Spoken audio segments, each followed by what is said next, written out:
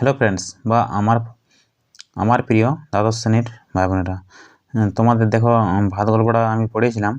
তো ভাত গল্পেরই প্রধান চরিত্র উৎসব চরিত্রটা এখানে বর্ণনা করতে হবে। ঠিক আছে, এই প্রশ্নটা তোমরা একটু ভালো করে নোট করবে, এটা তোমার কাছে ইম্পর্টেন্ট আছে। 2025-এ উচ্চ মাধ্যমিকে তোমাদের এটা পড়তে পারে। ঠিক আছে, দেখো আমি লাইন বাই লাইন পড়ে দিচ্ছি, আমার একটু হাত লাগাটা খারাপ। তোমরা বুঝতে পারবে না, তো যেটা বুঝতে পারবে না সেটা শুনি লিখে নেবে। ঠিক আছে, নোট করে নেবে, এটা খুবই ভালো একটা। আর উৎসব সম্পর্কে যাই আসুক না কেন তোমরা এটা করে দেবে। ঠিক আছে, দেখো উৎসবের চরিত্র বর্ণনা করো, এরকম থাকবে প্রশ্নটা। লিখবে তোমরা যে মহাশ্বেতা দেবীর ভাত গল্পের প্রধান চরিত্র উৎসব নাইয়া। ঠিক আছে, উৎসবের বাবার নাম ছিল হরিচরণ নাইয়া। উৎসবের নদীর পাড়ে ঘর বা বাড়ি, এরকম লিখবে, নদীর পাড়ে বাড়ি। সে জানে এক সময় ঘর বাড়ি ভাসবে, কিন্তু এবার সত্যি সত্যি ঘর ভেঙে এবং ঘর ভেঙে বা ভাঙিয়ে যাই হোক, এবং তার স্ত্রী পুত্র কন্যা সবাইকে হারায়। তখন সে পাগল হয়ে যায়। এ থেকে বোঝা যায় যে উৎসব নায়া ছিল এক কর্তব্য স্নেহপরায়ণ মানুষ, যা তাদের হারিয়ে সে পাগলের মতো হয়ে যায়। চালের নিচ থেকে সাড়া পাবার আশা করে তাদের ডেকে বলে, ও চুনমুনির মা, চুনমুনি রে তোমরা রাগ কাটো না কেন।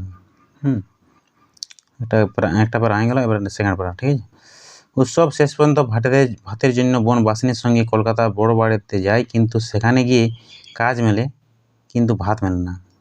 উৎসব ভাত খাওয়ার জন্য সে শেষ পর্যন্ত 2.5 মণ কাঠ কাটে। দেখো এটা তোমাদের পড়েছিলাম। উৎসব বাদা অঞ্চলের সরল মনের মানুষ, মনিবের ফসল নষ্ট হয়ে যাওয়ায় সে কাঁদতে বসে। এর একটা পারা হয়ে গেল। সর্বশেষ সর্বহারা হয়ে খিচুড়ি খাওয়া ভুলে যায়, আবার বড় বাড়িতে ভাত খাওয়ার আশায় হিংস্র কামট হয়ে যায়। তাই উৎসব গল্পের এক জীবন্ত চরিত্র, সেটা আমাদের মেনে নিতেই হয়। ঠিক আছে, এই হলো তোমাদের এটা বড় প্রশ্ন, আমার রচনাধর্মী প্রশ্ন হবে এটা।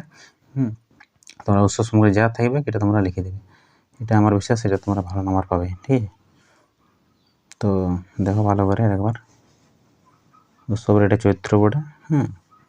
সহজ সরল ভাষা এটা আমি নিজে তৈরি করেছি, বইয়ের সাহায্য নিয়েছি ঠিক, কিন্তু তবু নিজের ভাষা অনেকটা প্রয়োগ করেছি। এটা বাড়িতে কিছু দেওয়া নেই, যতটুকু দেওয়া আছে মানে একদম দেখে লিখলে হয়তো একটু কম মনে হবে, কিন্তু এটা মূল বিষয়বস্তুটা দেওয়া আছে। উৎসব সম্পর্কে যা বাড়িতে কিছু দেওয়া নেই আর কি, বাড়িতে দিলে বেশি হবে, কিন্তু বেশি দিয়ে লাভ কি যদি তুমি নাম্বারটা ঠিক মতো না পাও। তাই এটা ঠিক মতো করে লিখবে তোমরা, আমার বিশ্বাস তোমরা ভালো নাম্বার পাবে। ঠিক আছে, চলো দেখা যাচ্ছে পরে কোনো ভিডিওতে।